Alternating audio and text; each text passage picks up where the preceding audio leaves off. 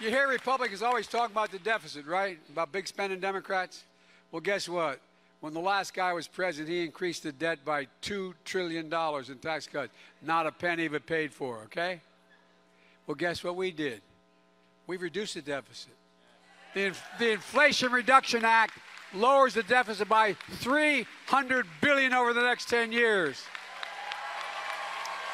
And that's on top of the $350 billion I reduced the deficit last year and the $1.5 trillion reducing it this year.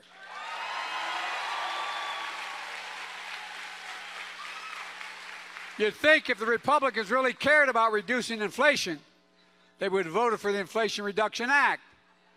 But every single Republican voted against it, even though I know at least a dozen of them thought they should vote for it. But they would be primaried. Every single Republican in the House, every single Republican in the Senate, every single one, hear this, America, every single Republican voted against lower prescription drug prices, against lower health care costs, against tackling the climate crisis, against lower energy costs, against creating good-paying jobs, against the fair taxes, every single one. That's not hyperbole. Every single American needs to return the favor when we vote.